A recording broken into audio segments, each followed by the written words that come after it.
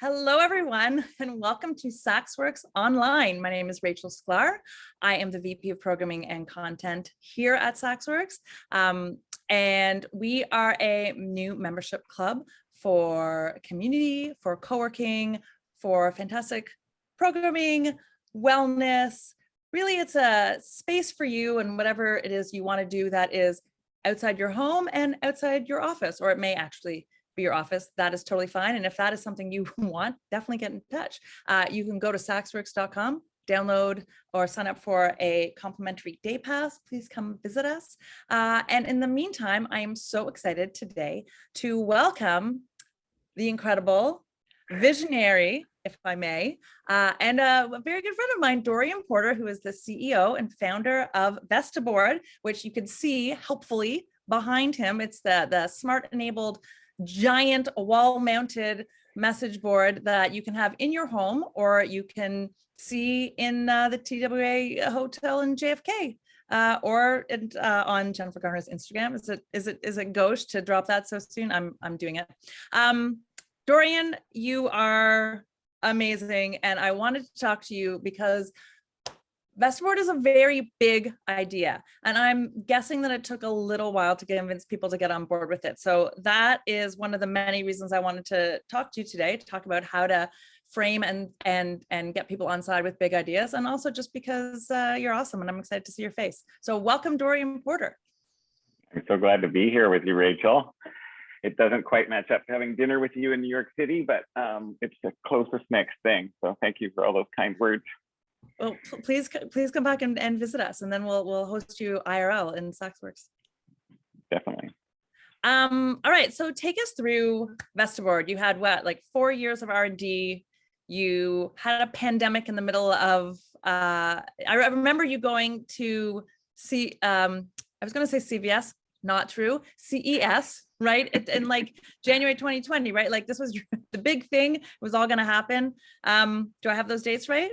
Way longer than that. Yeah, I went to CES in 2018 with basically a concept and not much of a finished product back in 2018. And we didn't start shipping until 2020 during the pandemic. But okay, that's I had my timeline slightly off.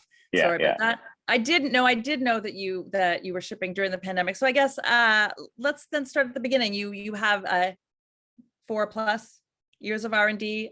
You have this idea. Tell me about the idea, the germination of the idea. Well, starting at the beginning, I went to a conference in Barcelona in 2012, and then I came back through Paris, and I was in the train station in Paris called Gare du Nord, and which is, I have a terrible French accent, which you wouldn't know. Dorrian and I are both Canadians, so we just really know French really well. Yes, I'm from British Columbia, so it's even worse. But I was supposed to be bilingual in first year university, but I wasn't quite there.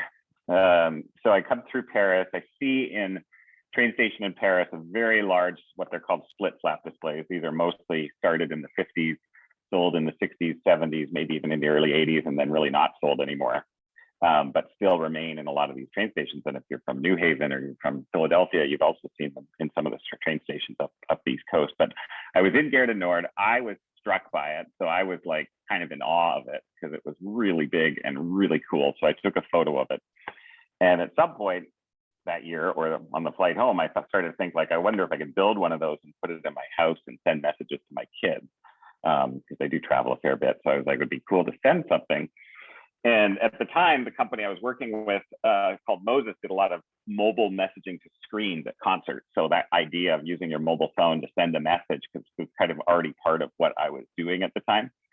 And so I thought about digital displays in the home, and I just kept thinking to myself, like, well, I don't want another TV in our house that, you know, the kids will turn to YouTube or The Simpsons or something like that. So this idea really stuck with me. And then I officially kicked it off. Technically, because I'm a lawyer, I incorporated the company first, which is not what most entrepreneurs should do, but that's what I did. In 2015, I incorporated a company called Vestaboard Inc. and started to work on this concept, which took at least 2 years to even get to a concept that we thought could actually become a product. So how do you do that? How do you take it from your brain and like, who did you call first? Did you like, look up Yeah, like one of my first calls is flaps a and great. the, Yeah, that doesn't one of work. my first calls is great because I knew I had a design for it. Like I actually had it in my mind of what it would look like. And I wish I could show the video of it. There is a video out there of Vestaboard in 2015, and it's pretty terrible. But I would show it to people, and they'd say, so that's what I did. I actually mocked it up in my own mind, from my own mind, and I put it into a little video. And then I showed it to people, and people said, that's cool, I would buy it. So that actually, and these are friends, so I don't know if they were setting me up like you are or not, but I'm not setting you up. I know. I'm a true believer. And so they'd say they like it and think it was cool. And so I started thinking it was pretty cool too. And I remember one of my first calls. So I think the first thing you need to do as an entrepreneur is find great people to work on your ideas with you. Because if you're just going to do it by yourself, that's no good. And so I decided to try to find who would be the best industrial designer to actually take what I actually thought was pretty cool looking and turn it into something nice, which is basically what you see behind me. I think it's a beautiful, but I had nothing really to do with this design. I picked kind of the number of characters roughly, but I emailed a guy named Fred Bold, and Bold LLC is a industrial design firm that's quite well known here. That he worked on the Nest, and he's got a great team and partner with Anderson Bold and a few others. And they worked on the Nest, and they worked on Roku, and they worked on a GoPro product. They worked on a ton of great products. And I emailed Fred and I said, hey, can you check out this video and help me and maybe work on this with me? And he basically replied, said, no, we're not interested. And so again, what entrepreneurs should do is maybe try again. So I actually emailed him back, and I kind of laid out more of a story of the background and why I thought there was something here that could work and how I thought it was really interesting. And Fred, I'm sure at the time, was really busy. And so he did the right thing, I think, and showed it to more people in his firm. And they all came back and said they wanted to work on it. And so Fred said, yeah, we want to work on it. And so Fred and Anson and a few others from the Bold firm and I started to work on this. The other person is a woman named Faiza Moore. And Faiza is a product designer from Dell and Amazon. At the time, she had just left Amazon. And so people think product design is how it looks. That's really industrial design and the materials and the look and feel. But product design, when it comes to hardware, is about how it comes together and how you get the right bolts in the right places and all the mechanical design that goes into it. And so Faiza was, I think maybe even the first call before Fred.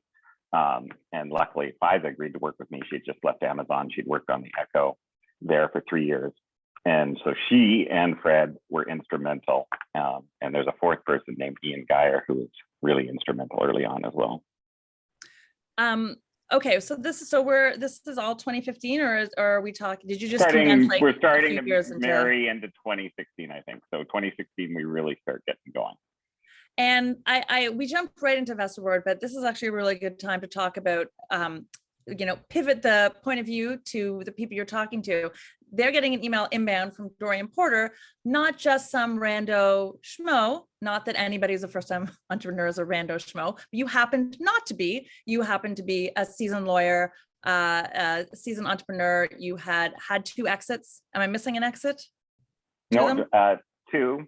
Okay. You had built a statue. You were just a big idea guy. You had a company called Northern Imagination, where you had big ideas that and that some might have said, "Wow, those are big ideas." Others might have said, "Those are crazy ideas," right? Statue of Nikola Tesla. Let's put a statue up of Nikola Tesla and make it a wireless hub. That was an idea you had. Now that statue exists. It's true, Yes. But ideas, well, first of all, I don't claim to do anything that big. I came down to a great law firm in 99. I started a company in March of 2000. The company was called Higher Markets. As it turned out, that was the highest point in the market when I started Higher Markets in March of 2000, but it was a company that focused on higher education. And that, both of my first companies went through quite the ups and downs. So entrepreneurship is not necessarily about the big ideas, always in the big exits. I think in both cases, we were pursuing really interesting markets. And we contributed to the growth of some amazing things. Our first company was SaaS procurement, so SaaS software as a service in March of 2000, and we stuck with that and we sold the business, and I stayed with that new company for 3 or 4 years and really grew it into a decent sized business. And then the second company was mobile, as I mentioned. We're actually in a lot of concert venues working with a lot of brands around mobile and marketing. So it was in a big space. I'm not going to claim that was a big outcome for Moses. So when I finished Moses in 2013, we sold the business. I wasn't sure what I wanted to do, and that's what led to the statue. And you know, everyone says, well, Dorrian, you must be a huge Nikola Tesla fan, which I can no longer deny, because I did build a statue to him. And I think if you have built a statue to someone, you're probably at least in some higher echelon of fandom. But honestly, I didn't really know who Nikola Tesla was maybe a year earlier than that. And when I discovered him, it kind of met my own interest, which I think is also really important to any big idea or entrepreneurship, in the sense that wireless energy was being discussed as a like the future of energy is being discussed in the world. Okay, so that's a big topic. Nikola Tesla was a big driver of wireless energy ideas. Like, he invented the neon light bulb essentially, and a lot of other things that went into, or not neon, but the fluorescence, a lot of other things that went into how we use electricity, how we use wireless phones. And so my own interests were, I kind of wanted to try Kickstarter, and I kind of wanted to make a couple videos. And so I thought, like, well, this guy deserves a statue and some more recognition, because I just learned about him and it was fascinating. So this guy deserves more recognition. And then I wanted to make a video. I wanted to do a Kickstarter. So that's what I did in 2013, and somehow managed to raise $130,000 on Kickstarter to install a statue. And on the last day of that project has some amazing stories to it. We don't have time for them here, but there's some really awesome stories from that. But one of them is that the artist's son was a guy named Ian. I was introduced to Ian in 2015 by the artist Terry, who did that statue. Ian was a couple years out of college doing QA. I gave him an assignment. He did an amazing job. He wanted to work in supply chain. I was starting Vestaboard in 2015. And so the son of the artist who did the Tesla statue is Ian Geyer, who now runs all of our production and manufacturing for us for Vestaboard. And I love that little story, because he was employee number one at Vestaboard even before FISA, because FISA was a contractor. And so out of that project came Ian working for us, and he has made all the shipping of this product happen during the pandemic, which is amazing. So I'm going to tie it together. That's my little career. But, you know, to me, it's not about necessarily pursuing the big ideas as much as it is about trying to find the overlap with things that are going to excite you and make a difference in your own life. And through that, you're going to find some great connections and start building, you know, things you're passionate about. That's an amazing story, and a great lesson for all of us about following our own curiosity, and that if you suddenly find yourself super interested in something, that the fact that it's a very, very recent interest should not be a feeling of a barrier to entry. This is how I know I feel about Grease 2. People might poo-poo Grease 2, but when they watch it and they listen to that amazing soundtrack, then they are converts, and they know that it's really one of the greatest pieces of musical theater of our generation. It's a good tie-in. I'm just kidding. I mean, I'm not kidding about Grease 2, but as an example, there's like 3 people on this call who will appreciate that. So Dorrian, you keep on shying away from the big idea piece of this, but there's no denying that Vestaboard was a big idea, a big piece of hardware. You don't just charge headlong into creating hardware, to raising money for it, to putting your entire, you know, life in the next few years of your life or whatever behind it. It's a big bite to bite off and chew. So I'm going to say it's a big idea, and certainly Vestaboard has had a wonderful imprint.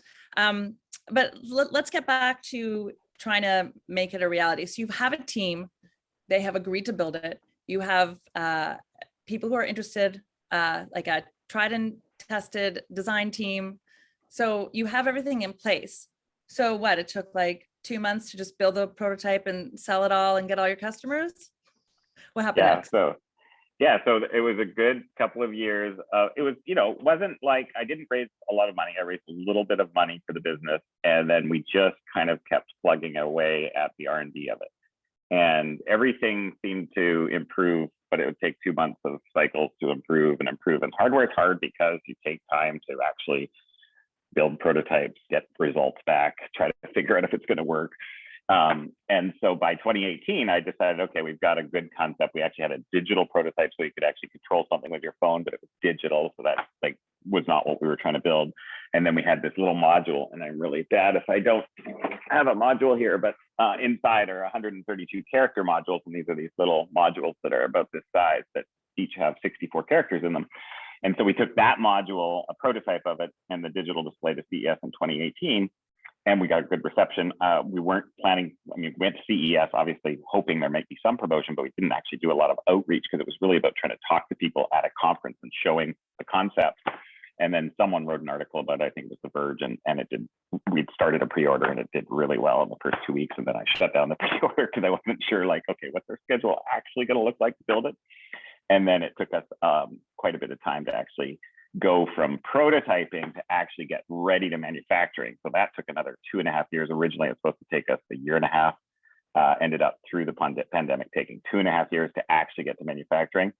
And when it comes to hardware, you know, manufacturing is hard because, you know, every little change or every little thing that you want to do, you know, just takes another cycle to actually get done. And then you realize, like, oh, well, now that little puzzle piece is out. So now we got to put a different puzzle piece in. And it was a very time consuming process, and you just had to plug away, and it was definitely hard. And I think back to your big idea point, you know, I was talking about a little bit about following the voice inside. I don't think there's one true path for people. I don't believe like you must do this and this is your only thing that you can do. But I do think you want to try and find alignment with something that's calling within you. And there's probably 50 things calling within you, but if you can align with one of them, this one was always calling me. And then the amazing thing about Vestaboard is there were always good moments.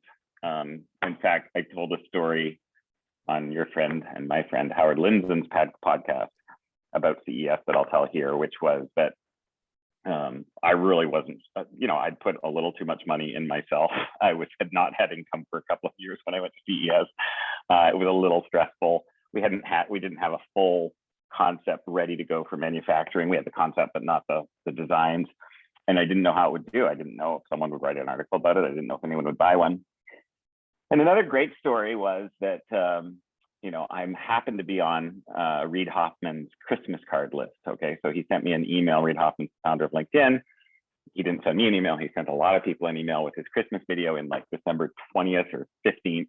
It was a nice video, and so I just replied, "Nice video, Merry Christmas." And I didn't think anything of that email. But the night before we took the project live at CES, I was quite worried about it. And I got an email back from Reid, which was unusual. And it said, "Thank you." So this is responding to my nice video comment. He says, "Thank you. I don't know Reid Hoffman very well. I've met him a couple times.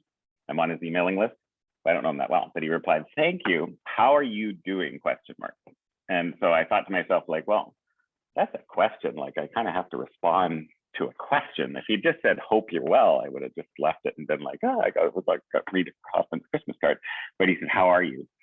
And I was nervous at the time, and I probably replied like, "Actually, I'm good, but I'm a little nervous because I'm about to show this product at CES. Zero idea how it's going to go, and you know, wish me luck. And by the way, the pre-order is going live like now." And so I sent him the link, like a good sales entrepreneur, and he bought one right away. Like within seconds of me replying, I think the first sale came through, and it was Reid Hoffman. And so I was like, "Oh, that's cool." And so that gave me like that burst of energy to get through CES and make something good happen there. Wow, that's amazing. Mhm. So I guess the second takeaway is that always pitch Reid Hoffman. Or pitch anybody. If you can. Pitch anybody who asks how you're doing. That's the takeaway. So, and back to the big idea, like Vestaboard, yeah, it's a big idea because it's super hard. So it was like a high bar. A lot of people, as you might know, would call me crazy. Like they're like, "You're insane to try to bring this product to market." Vestaboard has 14,000 parts in it. Every Vestaboard has 14,000 pieces that we have to manufacture, and they all come from different places. I mean, there's some of the same pieces. There's 8,448 flaps, but there's 2,000 electronic components inside Vestaboard. And all of that has to come together and get manufactured this and then shipped halfway around the world and then shipped by FedEx ground. We've got a great video of one of our FedEx drivers dropping a Vestaboard accidentally.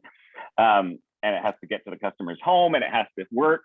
And that is kind of big and amazing that somehow over those 5 or so years, we managed to get to a point where we were shipping this product, you know, and it's something that is being enjoyed now by a lot of people. So I will give wait, credit. he drops the Vestaboard. So does it work on arrival? What happens if it doesn't Well, we work? What should- kind of yeah, service, so we've like, got our do you own have a drop test. 24-hour service call line? Yeah, we should actually, first of all, I should know whether that Vestaboard works, which it might have, because we've done drop tests from like 5 feet in the factory. And so we'll drop it with the box and it'll land. And then, you know, because that's all part of going into trying to make a product that ships. And these are all things I actually didn't know at all really when I started. So like, I was like, oh yeah, we'll figure it out. But a lot of that was hard. Like you realize, oh, it drops, you know, flaps fall out or things like that. So we've done an amazing job with packaging and with how we ship it. And, you know, it's very well insulated. And so, yeah, I think in the end, you know, we've sold about 5,000 Vestaboards. We've shipped successfully 4,000 Vestaboards. And I would just say we've had very minimal issues at all, which is truly a testament to the team's hard work and all those years of effort that went into it. Well, I feel like it's a really good time for a demo. You have one literally over your shoulder. We're right here. Well, everyone in New York would love to know that in Menlo Park, California today, this is basically, I could just leave this on my Vestaboard because this is basically how the weather is every day. It's high of 73 and a low of 46. So that's what the weather's like. Well, thank you for right that. now. Thank you. Appreciate it. So that comes into my Vestaboard at about 7:45 every morning.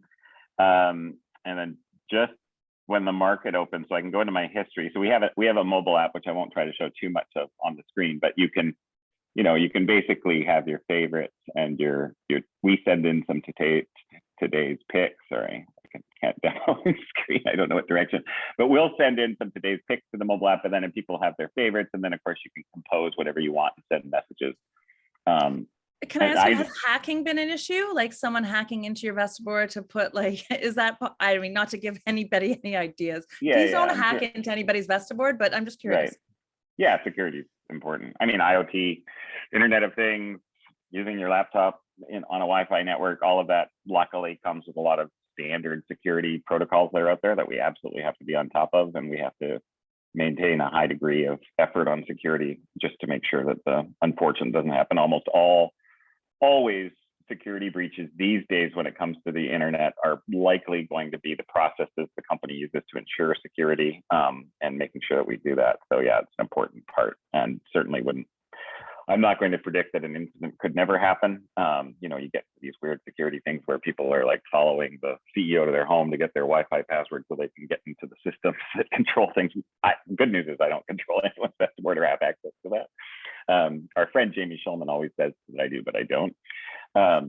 But these are the processes we have to follow to make sure that everyone's Vestaboard is going to operate as they want it to as a customer. So in my history, like this morning before weather came in, I had stocks that come up in the morning. Wasn't a good morning in the market. I'm just going into my history right now. So this isn't live coming in. So you got Google, you got Apple, Tesla, your buddy. Yeah. Cloudflare is net, which is a great company. That I think is getting. Is it a Canadian female founder, right? Michelle Zatlyn? Amazing female founder named Michelle Zatlyn. She's awesome. And Microsoft. So those come in the morning, and then you know, one of the reasons, you know, we market a lot around inspiration. You know, this comes in. I think this is from last night. Is it last night? Ancestor of, what does it say? Of every this action. is a Waldo Emerson quote: "The ancestor of every action is a thought." Probably appropriate to this conversation. Absolutely. Also, another one in my high school yearbook quote was also Ralph Waldo Emerson: "Nothing is achieved without enthusiasm." Also apropos for you. There you go, and you too. You're very enthusiastic too. I do try. So, it's hard in 2022, but you gotta try. Exactly. Yeah, it's been tough for sure.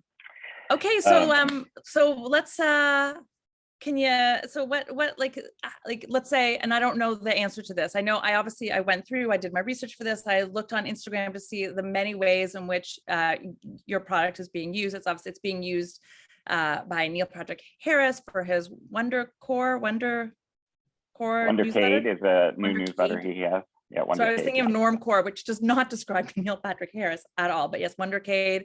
One thing, so Neil Patrick Harris, I mean, that is the other nice thing about this company is there's these moments. I've probably had some low moments in this company, and then something like Neil Patrick Harris will buy one like off our website. This is back in 2018, and you're like, wow, that's amazing that happened. And then he's posted it a few times on his own Instagram, and then as you mentioned, he's doing this newsletter called Wondercade. But what I wanted to say is that he made a comment that's very true as to how I pick names. So I think his first newsletter said, "Where did Wondercade come from?" And his answer was, well, like in any good name, the domain was available. So I scrapped it. And similar with this, where I looked for a .com domain back then. It turns out I wanted board in the name because it's kind of like a board, right? And then I searched for, we can get back to Neil Patrick Harris and Wondercade, and your question, but then I searched for names that would go with board that were available. And one of them that popped up was Vesta. And do you know who Vesta is? I mean, the goddess of the hearth, am I right? Yeah, the goddess of the hearth and home. So I thought Vestaboard was a great combination for a name for a company, and the domain. Damn, being put on the spot for my like middle school Greek mythology knowledge. Thank God for Edith Hamilton. Oh, you just messed up a tiny bit. Oh, I did? I think it's the Roman goddess, not the Greek okay. goddess. Hestia and Vesta, I remember. Yeah, it's either or. Athena board, Zeus board. Okay, yeah, Vestaboard is great and a perfect fit. And has that that classics touch of erudition that anybody who went to the University of Toronto Faculty of Law would surely appreciate. And we have a few alumni on this call, and I love seeing your names, and I wish I could see your faces. I did see Deborah Dolphin. Convene a separate Zoom after. Okay, so can we just say hi to people using Vestaboard? Well, who you want to say hi to? Oh yeah, we could say hi to them. We say hi to Tom. Deb Dolphin is in Toronto, and they have a Vestaboard. That's Jamie Schulman's partner. So we can say hi, Deb. We don't have to identify people by their full names. Oh, sorry. Mr. Yeah, Security Expert. I only put it up here. Oh, there. Just kidding. Can you cut that out then? Don't hi, say Deb. whatever last name. Oh, love that. And so it just takes as long as typing, and then it's instantaneous. And then it's instantaneous. It's pretty great. To Deb. Not Deb, whatever her last name is. No, yeah, who would even know? Well, can you say hi to Tom? Johnny was on, but Wait, did you see Tom on there? I see Tom right now. We should get back to questions. The last question that you asked, I didn't even answer. I know, I'm sorry, I got distracted, but this is part of the demo. Hi, Tom. It's interactive. That's the whole point of this, right? It's to be nimble. True. Are you ready for it? This is my watching face. What does it say? Hi, Tom, I suppose. Oh. I'm much closer to Tom. I see him much more than Deb. Well, it's lovely just to think back on all those brilliant people who are now running the world, hopefully saving it. Okay, let's get back to the question, which was, now I don't even remember what it was. You were mentioning Neil Patrick Harris is using it, and there's these other use cases, and you were talking about just like seeing it out in the world, and then I took you on a very different path. No, I love all the paths. Just seeing that seeing the different use cases for it. Like, what have any use cases surprised you? Have you seen it being used in ways that you were genuinely taken aback? Like when someone placed an order and you're like, oh, that's perfect for a school or whatever, a gym. I guess all of these things make perfect sense, really. I saw there's a cafe, I posted an Instagram when I was advertising this from a cafe in Nashville. Yeah. I mean, I think the business use cases are amazing, the small business use cases, and coffee shops, donut shops, hotel lobbies, offices. Of course, during the pandemic, we were starting to sell a lot in offices as a pre-order in 2019, and then when the pandemic hit, the offices kind of came away, but then the home uses started to really come in because a lot of people started to spend more time at home and look for ways to enhance their home, and Vestaboard was fitting into that. So the use cases, have been, we have an API which allows developers to build. We have 130 developers on our Slack channel, all building cool stuff. So someone just built, real-time Olympic medal count for their Vestaboard, things like that. So all of those kinds of things. I mean, there's two things about Vestaboard that I thought I had a little bit of insight into. Number one, when I saw it in Europe, in Paris, it was the first time I'd ever seen it. So it wasn't like a backpack in Paris in 1990. And I was like, oh, I remember that. It brings back so many fond memories. I love it. A lot of people tell us that, like, hey, this reminds me of when I backpacked in Paris or in Europe.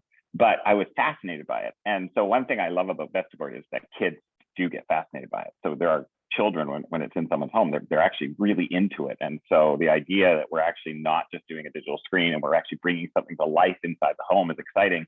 And I did think that, wow, if more people see this and could see this, if we could actually take, and people do complain about the price of a Vestaboard. I would remind them there's 14,000 parts in a Vestaboard. The price is relatively high. I wish everyone could afford it. Obviously, that is not the case because it's essentially $3,000 to purchase it. But these train Vestaboards, were millions of dollars to purchase. And so we took this concept and shrunk it down. So that was my point number one. I might have lost my second point about where I was. Use cases, API. Yeah. So surprising. the children using it, that was an insight. And then the other insight was, oh no, now I can't remember the other insight. I feel like there's some like definite applicability to Wordle, like group Wordle. Well, okay, there's another developer who's built that for when he plays Wordle. It'll show up on Vestaboard. It just turns out to be 6 rows. We have 6 rows in a Vestaboard, so they use it for Wordle Vestaboard. So there's definitely overlap there. I think gaming potential with Vestaboard will be really fun. I think this idea that. Oh, sorry. I was just gonna ask the question that will reveal me to be, I don't know, might turn a few people off, but like, are there any plans for the metaverse? Sorry, we're in a Web3 world. There is a metaverse. This is a hardware product, but when you talk about trains and planes, they're very different, but they're all transportation. I could see you in seconds. Okay, so let's talk about the metaverse. I just remember my second insight. The second insight was that this has the alphabet and numbers and patterns of color, and so there's so much people can do with it. That's what I love. It's like, it's really unlimited. Whatever kind of rocks the boat or floats the boat for someone is going to be what they put on Vestaboard, and so you get a reflection of all of your customers back at you, which is really amazing. Someone yesterday just got their Vestaboard set up this week, emailed me a lovely letter saying how much he appreciated having it in zooms, and he would change the background every time, and he sent a photo of himself and it was him in front of the Ukraine flag, and those kinds of things where that they're making it a part of their life is obviously very special for us to to even have a role in.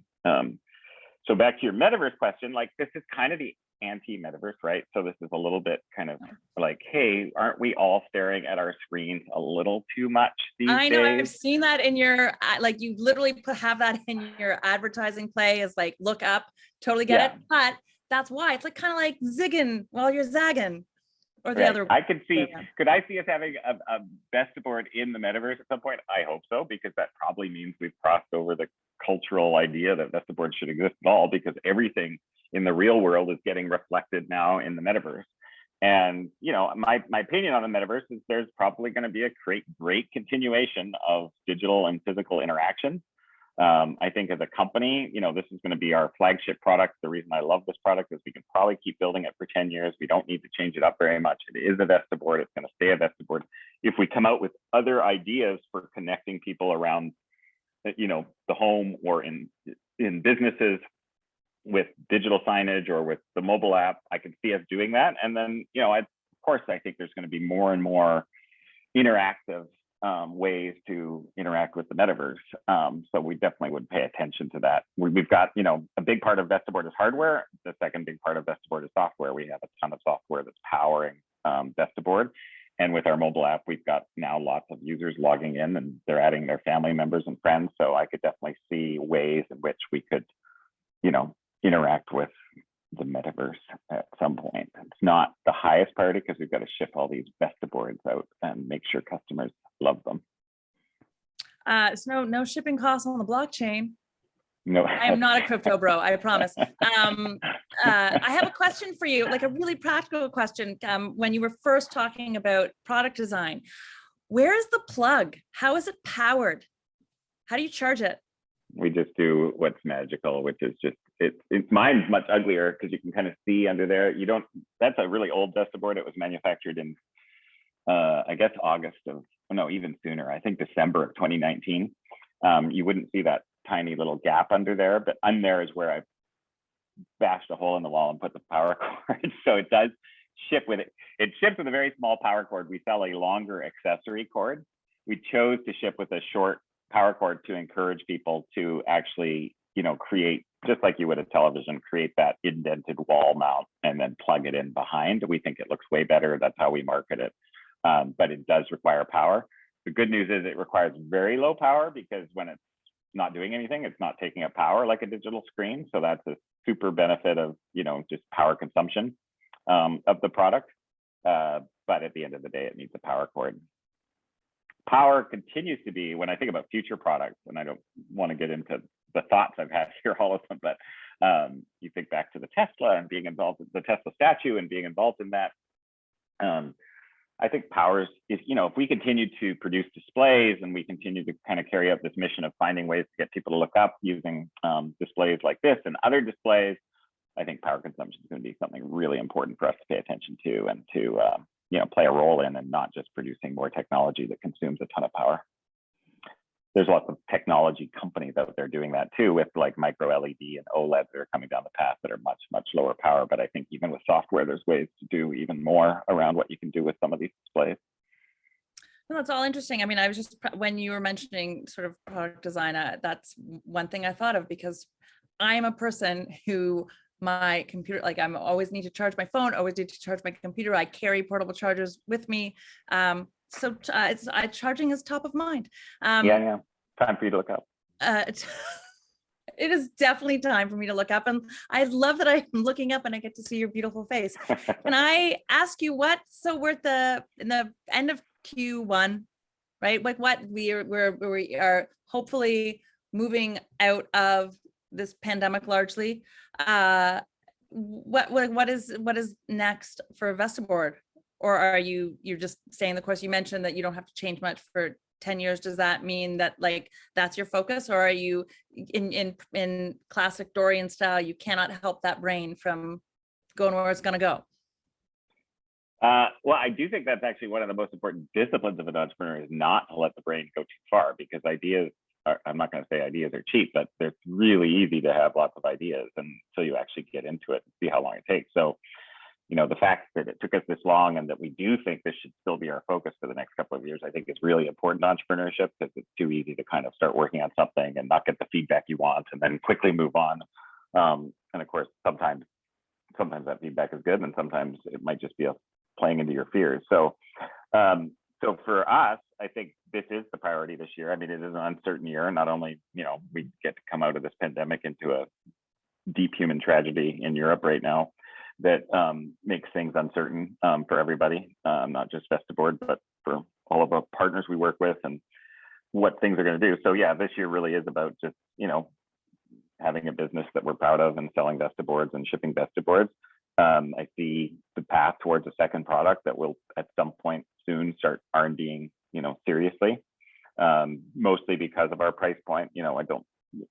I'm very proud to sell this product at $3,000. It always pains me a little bit when we run Instagram ads, which turn out to be pretty effective, but they get a lot of comments like, "You're crazy," and "This is sick that you're charging $3,000 for this." And some people just don't connect the dots that, like, okay, it makes you question, like, should this product exist? I do feel comfortable that there's so many people who love it, including my house and all the people we sold to that love it, that it's like, this is a good thing.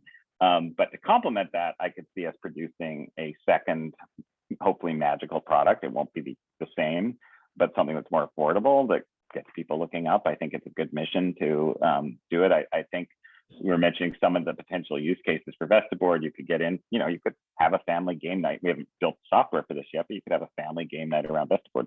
That's pretty cool. Those are things that I think products could do for us in the future that are beyond just looking into our mobile phone. So I think for us, it's stay the course this year, execute on the main product, next few years, get that really going. But you'll see us bring out a second product at some point that hopefully is magical and exciting and interesting. And I think one of the things that has the potential is, everything is in the phone right now, right? So where does it go from here? Is it true that it's all going to go to our eyeballs through some kind of Zuckerberg contact lenses? I hope not. No. So where does it go? The whole internet now is like right in this device. And so I think one of the big potentials, not just for Vestaboard, but for any entrepreneur and the future of technology is, okay, where does it go from here? Like, how do you extract all the goodness that now is accessible 1000% through this and bring it back into our lives in ways that are meaningful and make a difference? And so hopefully, you know, as we build products, we can wrap ourselves around a mission that produces products that people love and that are a little bit different than just, you know, we all do it, I do it, just scroll, next video. So, you know, I think that's the opportunity. Well, I think that's really interesting. And, you know, and thank you for sort of addressing the accessibility issue. It frankly had not occurred to me as that your product was sort of out of line in terms of its pricing. It's electronic. It is like it's a piece of hardware. It's big. I feel like there's a lot like that out there. I feel like there are a lot of things out there that one could quibble with the pricing, but you know, this is what happens in the first generation of something that is new and magical. Besides, I feel like there's a Birkin bag analogy in there, which what that is. or should a board I know what Birkin bag is? Do I know what one is? No, should I know what? Oh Birkin yeah. bag is? Well, yeah, you should now, because it's like it's a like a highly covetable, high fashion item. There's like a waiting list for them. There's a whole Sex and the City episode around it. Samantha really wanted one. She got herself on the list because Lucy Liu was her client. And anyhow, I will send it to you.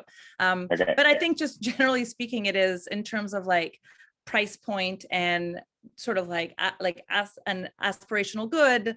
You know, we've got like functionality, fungibility, right? Like, you know, like what the practical cost and all of these things factor into it. But I don't know what it takes to make a Birkin bag. I assume they really massage the leather. I don't know. I have no idea. But yes, a Birkin bag. So it's a sort of like a high-end goods analogy. I work for SaksWorks, which has Saks in the name. So I really know about luxury fashion goods. Nice. Yeah. Well, I've always known you to be luxury fashion person. Oh yeah, that's always been my brand. I am just kidding. If anyone from Saks is watching this, I am not representing that I know anything. We should make sure that we get questions. If anybody has questions, we have, oh my gosh, we have a question in the Q&A. That is very exciting. And while we get to that question, Dorrian, I want to make sure that there's nothing that you wanted to talk about that I missed. So you can think about that. We have 2 questions. Let's get to our Q&A. This is very exciting. I'm really enjoying this. Dorrian, you're awesome. Okay, anonymous attendee. Any other examples of when being bold ended up serving you, like pitching Reid Hoffman? Amazing question, anonymous attendee. Thank you. Any other examples of what? Of when being bold ended up serving you, like pitching Reid Hoffman. Fortune favors the bold. Fortune favors the bold. That should be on the best board right now. I'm sure there are. I'm sure there are. I mean, I think I'm just trying to think of, you know, when I don't think I've ever, you know, chased anyone into a parking lot and tried to convince them to do something. Well, did you pitch Vestaboard out, or did people just come to you? Like, how did Neil Patrick Harris just hear about you? Did Jennifer Garner just hear about you? Did you? Yeah. Okay.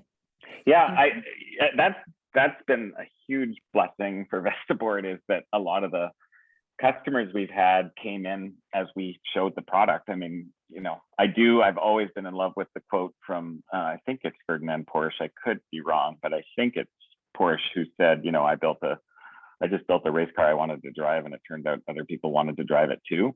And that does kind of speak to kind of, you know, because I do think I can influence people. So I can, you know, if you go back to the first company I did, it was higher market, and it was higher education procurement of all things. And I traveled the country and I sold procurement directors at universities on this idea that, like, hey, could you bring your purchasing online to our platform?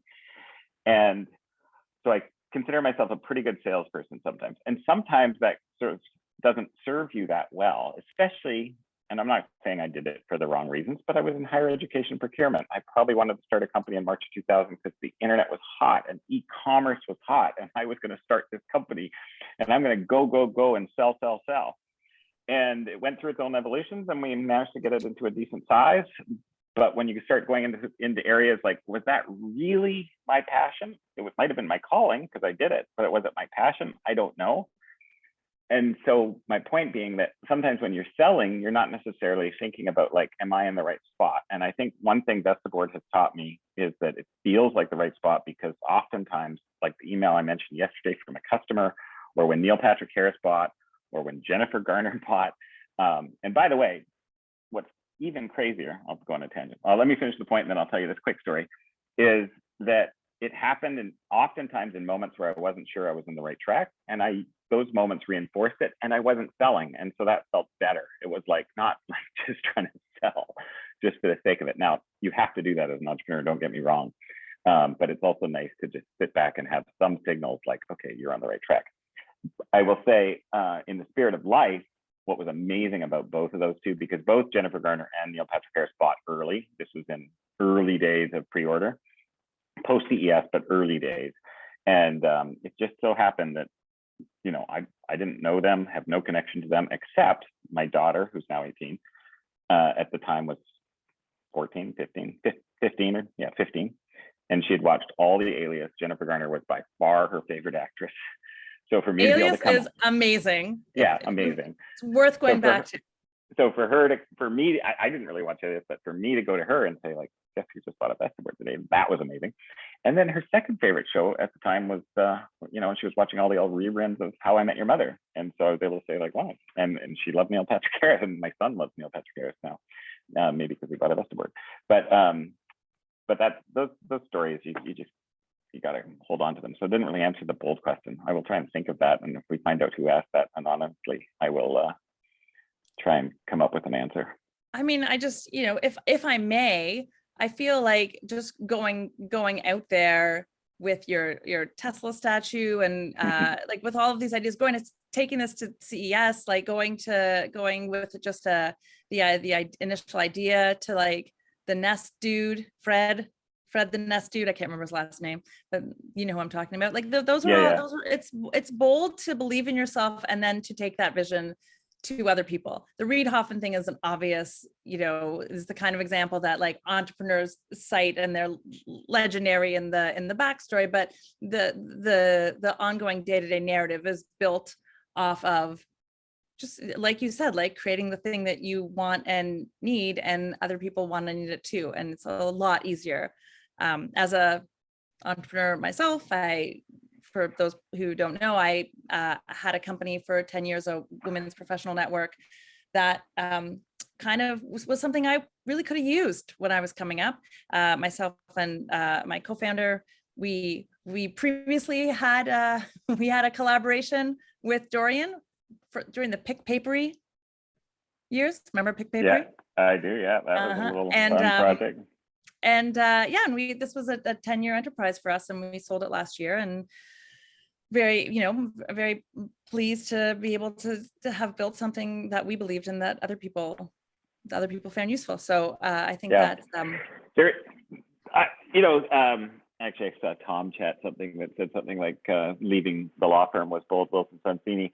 And I'll tell you, I'm much more on the side of serendipity today for some reason, but I do believe in boldness. And leaving a law firm was hard because you're like, I don't know, I'm going to go after. At the time, it was a kind of .com age, but I moved down here, worked at a law firm, left to start a company.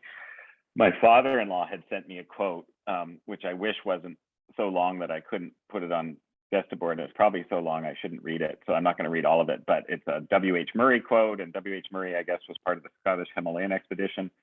And he sent me that quote before I started my first company. My father-in-law sent it, and W.H. Murray had climbed the W.H. Murray is not my father-in-law. My father-in-law sent me a quote of W.H. Murray, who climbed the Himalayas and Mount Everest, and it has a bold quote in it. So it has Goth, Goethe, how do you say Goethe? You know this stuff. I don't know. Goethe, Goth. Goethe? Goethe, yeah, exactly. There you go. And says, whatever you can do, dream, begin it. Boldness has genius, power, and magic in it. Begin it now. That quote is embedded in this other quote, but I am going to quickly read this quote because it's only 10:49, because it's really powerful. And I've put it on my LinkedIn before, and I've had other entrepreneurs comment on it and say, oh my God, this is amazing. But the quote is, until one is committed, there is hesitancy. the chance to draw back concerning all acts of initiative and creation. There is one elementary truth, the ignorance of which kills countless ideas and splendid plans, that the moment one definitely commits oneself, then providence moves to all sorts of things occur to help one that would never have otherwise occurred. The whole stream of events issues from the decision, raising in one's favor all manner of unforeseen incidents and assistance, which no person could have dreamed would come their way. So that idea of being bold and being committed is really, really important to entrepreneurship. And, you know, if enough people tell you to stop, then you probably should stop. Like, I mean, truly everyone's telling you to stop, then definitely stop. It might not be the right business idea or right business plan. But as you pointed out earlier, if you're not personally committed to something, you're not personally committed to seeing it through, it's going to be hard to get other people to see it and other people to follow you, you know, where you want to go. So, and help you. And it's amazing the kind of help that's out there if you ask for it, and if you express your problems, most people want to help. I mean, that's a great quote. It is kind of long for a Vestaboard, but I'm glad you read it. Oh, I thought you were going to say long for a Zoom. No, it is kind of long to read. No, and I was also, I like hearing you say out. Exactly. like just like home. Okay, we still have two questions. So have any train stations reached out to retrofit their departure boards with multiple Vestaboards lined up? Any big government contracts? Big fat contracts? I don't think they're going to retrofit their whole environment with it. I'm confident we have some airports who have bought it for, you know, lounges or different areas, parts of an airport. That's happened. TWA? TWA Hotel, which is a great installation. So they actually went to Italy to Solari. So Solari is the company that was started in the 1930s that actually built them in the 50s, 60s, 70s. They can still make them. You know, I'm not competitive with them because theirs are very industrial, very expensive, very large, and cost hundreds of thousands, if not into the millions of dollars to purchase. So TWA has a beautiful installation of a Solari board, and then they purchased 12 of our Vestaboards to put throughout the hotel, which is great. So yeah, that travel theme I think is going to serve us well for sure. I mean, if you're connected in the travel industry, you're probably going to have a really fast affinity to our product.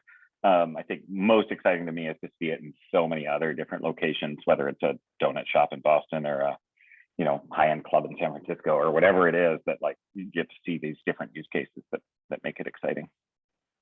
And then we have another question. What about customer support? I touched on this earlier. How does customer support work? It works extremely well because we have extremely amazing people.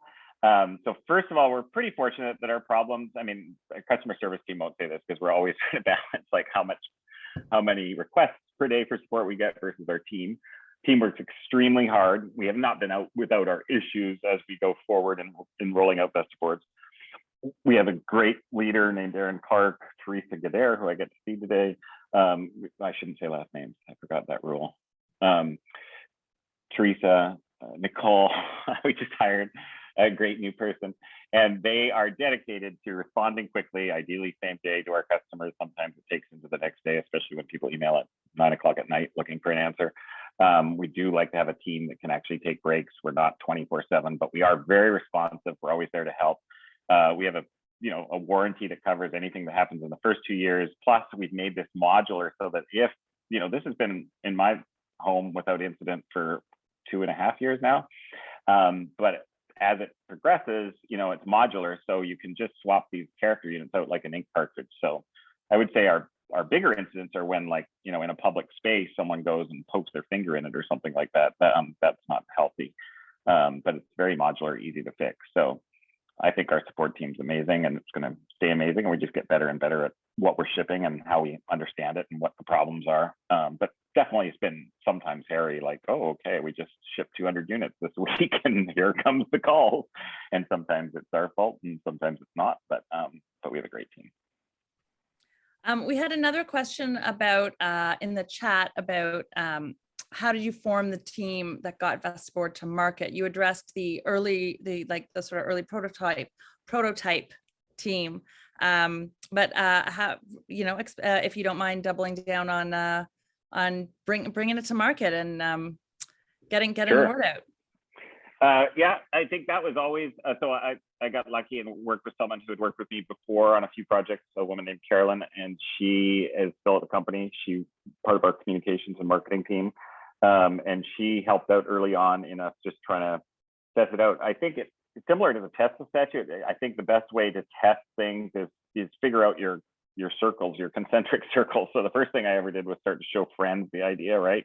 And then it was like, well, let's email my database. I've met a lot of people over the last, and this is all before CES, where it's like, okay, get feedback from that group. The Tesla statue similarly worked over a 4-week Kickstarter period, was kind of the same idea. Like, we're not going to go try and get national press or anything like that on day one. Why don't we just try and get like a local blogger to write about it? Or, so these concentric circles, I think, are important to try to plan out, how do you get your feedback? How do you figure out if it's going to work? How do you keep growing from there? And so we were very lean team going into CES, and then we were pretty lean 2018, 2019 before we got to manufacturing. We were in a position where we were selling and building at the same time and accepting customers' money, which is not for the faint of heart, and is something that I'd be happy to do another talk on at some point with someone around, like running a pre-order when you've got a hardware company. You've all seen these Kickstarters and you back it, and then you're like, I hope I get it. And there was an element of Vestaboard to that was nerve-wracking. I was always prepared to kind of back whatever we were doing. I don't know that my family was prepared to do that, but as an entrepreneur, I was probably prepared to do that in terms of what we were building. And so going to market for us was the slow process, and then it just keeps building. So now we're a team of maybe 10 in sales and marketing. We've got a team of salespeople that are now selling into companies. We have a great 5-person marketing team that's doing some, growth acquisition and organic marketing. And, fortunately, we've been able to grow our sales, every year since we've started, and this year is looking better than last year. And so, forming that team started small, but it was really just about continuing to test. The great thing, I encourage entrepreneurs, if they're listening, you can test really fast now ideas with, Facebook marketing and Google marketing. So you can, run a test in, small town Florida and just see what the response is to what you're doing and get some sense of what's out there and see if the ROI and the feedback is going to be positive enough to continue. So I would say start small and then grow from there. No need to go big these days until you're ready to really try to go big. This was so interesting and fun and wide-ranging and useful. Lots of amazing gems. Completely unsurprising because you're you. Thank you so much. And you're a gem. Sorry? And you're a gem. Oh. Oh, and by the way, in the chat, Cheyenne has pointed out that the Birkin bag is by Hermes. Hermes. Oh, How do I say Hermes? Do I pronounce the S? Hermes. I feel like it's a German name. Yeah, right. But it's another, bringing it back to mythology. So I feel like there's a natural mythological, potential partnership there, collaboration. The Birkin Vestaboard, I have no idea. But thank you, Cheyenne, for pointing that out. And I'm so happy I said that out loud. That was super fun. Dorrian, thank you so much for joining us here at SaksWorks Online. I can't wait to host you in the space. Can't wait to just see you. And we'd love to have you back when to talk about that amazing pre-order marketing pipeline situation, to get really down to brass tacks. Thank you to everybody who joined us, especially old friends. It's amazing. I wish I could see your faces. I'm happy to see your chats. And please come see us at SaksWorks, even if you don't live in New York or Greenwich, where we have a beautiful new location in Greenwich, Connecticut. You're welcome to come and pop in and use the space for an office or a chill sesh, a meetup. We have a gym. Like you can do some curls. You can, what are they called? The kettlebell. You can do a kettlebell, as one does. As clearly, I'm not a person who does much with a kettlebell. But please come join us at saksworks.com. Sign up for a complimentary day pass. You can reach out to me. I'm rachel.sklar@saksworks.com. Or you can reach out to us on our social media. It's just at SaksWorks on Instagram, at Saks_works. Awkward, but there it is on Twitter. Sorry, it's kettlebell. I've been roundly corrected. I told you I don't use them, but we do have them. Dorrian, I can't wait to see where Vestaboard goes. Oh, look at you. Thank you. Oh, you're the best. Well, thank you. It was great. It was great to see you. I hope I see you again soon, especially in person. And thanks for having me and talking about Vestaboard. It's fantastic. We learned a lot. if there's any information you want to download from our chat, I don't know. I'm just looking to see if there's anything for more information. There you go. See, if you want to take that, we'll stay on for just a moment. And thank you again for joining us. It's great to have you with us. Please come see us soon. And you know, some of you, if there's anybody who wants to have a talk, we could talk. We could do one of these with you. It's a lot of luminaries on this chat. A lot of people who you know, Dorrian runs in circles of luminaries. I vote Deb. I won't say her last name, but I vote Deb. All right, bye. I vote Deb too. Okay. Great. Thank you, Dorrian. And thank you, everybody. Have a great weekend. Bye.